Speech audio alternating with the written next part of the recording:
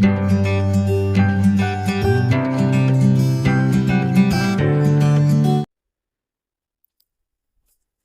Friends, आपका मेरे channel में स्वागत है। इससे पहले मैंने प्रिंसिपल्स ऑफ मैनेजमेंट अपलोड किया था, उसका लिंक मैं आपको डिस्क्रिप्शन में दे दूंगी। आज का हमारा टॉपिक है nature of management, principles of management. Principles of management का नेचर क्या है, ये मेनली क्यों डिज़ाइन किए गए, इनका मेन काम था ऑर्गेनाइजेशन को इफेक्टिवली रन करना, एफिशिएंटली रन करना और अच्छे डिसीजन पास करना और इफेक्टिव यूज़ ऑफ रिसोर्सेज करना। ये डील करता है जैसे कि ऑर्गेनाइजेशन मेनली ह्यूमंस के साथ। तो ये प्रिंसिपल्स मेनली ह्यूमन बेस्ड पे इन्फ्लुएंस किए गए कि जैसे ह्यूमंस को प्रॉपर वे में उनको प्रॉपर इक्वलाइजेशन मिलनी चाहिए, जैसे कि प्रॉपर वे में काम हो सके ऑर्गेनाइजेशन में। तो ये principles of management Henry Fionn ने बनाए। ओके, तो अभी इसके नेचर क्या है ये हम आगे देखते हैं। यूनिवर्सली एप्लीकेबल, ये जो भी प्रिंसिपल्स ऑफ मैनेजमेंट है ना, यूनिवर्सली एप्लीकेबल है। क्योंकि देखो, ये ऐसा नहीं है कि स्मॉल ऑर्गेनाइजेशन पे वर्क नहीं करेगा, लार्ज ऑर्गेनाइजेशन पे वर्क करेगा। नहीं, ये स्मॉल हो या लार्ज हो, सभी ऑर्गेनाइजेशन पे वर्क करेगा। ओनली क्या होगा, साइज के ऊपर जो भी डिसीजन होगा ना, रिजल्ट होगा ना, वो चेंज होगा। क्यों? क्योंकि जो डिसीजन होगा, जो रिजल्ट होगा, साइज होगा, उसके हिसाब से, साइज के हिसाब से डिसीजन ये सब लिया जाएगा। तो बेसिक सेम रहता है, बट ऑर्गेनाइजेशन जैसे अलग है अपने हिसाब से वो अप्लाई करती है। General guidelines, principles of management general guidelines करके एक्ट करता है हर किसी ऑर्गेनाइजेशन के साथ। जैसे कि मैंने पहले बताया कि ऑर्गेनाइजेशन डील करती है ह्यूमन के साथ, तो ह्यूमंस के साथ प्रॉपरली इफेक्टिवली कैसे डील करना है वो गाइडेंस बताता है। जैसे कि फेयर रेम्यूनरेशन होना चाहिए, वर्क प्रॉपरली डिवाइड होना चाहिए।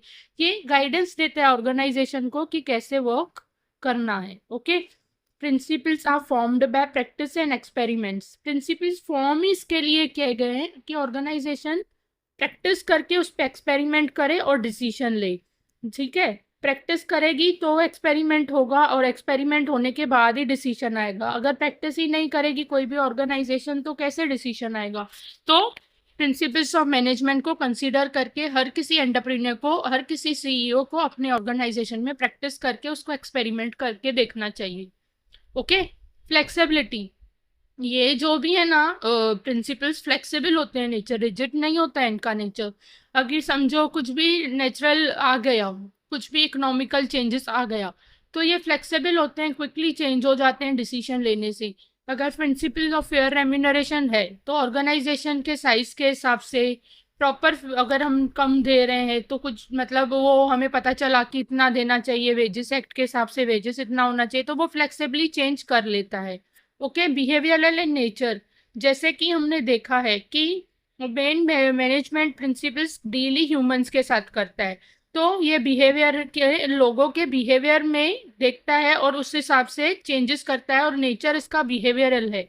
मतलब जैसे चेंजेस आएगी, कुछ भी नेचुरल चेंज होगा वो भी चेंज हो जाएगा, क्विकली अडॉप्ट हो जाएगा, तो उसको बिहेवियरल इन नेचर बोलते हैं। कॉज एंड इफेक्ट रिलेशनशिप, अगर हम कुछ ऐसे एक्सेप्ट कर रहे हैं कि हम ये प्रिंसिपल अडॉप्ट कर रहे हैं, तो उसका इफेक्ट रिलेशनशिप, उसका इफेक्ट हमें दिखेगा कि हमने ये अप्लाई किया, इसका इफेक्ट ये हुआ।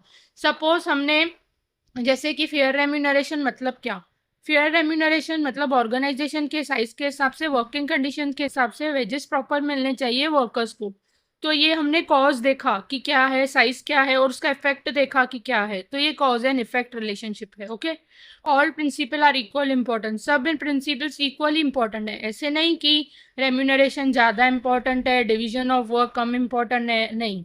डिवीजन प्रॉपर होगा, प्रॉपर डायरेक्शन होगा, प्रॉपर रेम्यूनरेशन होगा, प्रॉपर अथॉरिटी होगा, तो ही सब प्रॉपर चलेगा। इसके वजह से 14 ही प्रिंसिपल्स इक्वली इम्पॉर्टेंट है। ओके, ये 7 इनके प्रिंसिपल्स ऑफ मैनेजमेंट का नेचर है। आपको कोई भी डाउट हो तो आप पूछ सकते हैं। Thanks for watching, like, subscribe and share my channel. Thank you.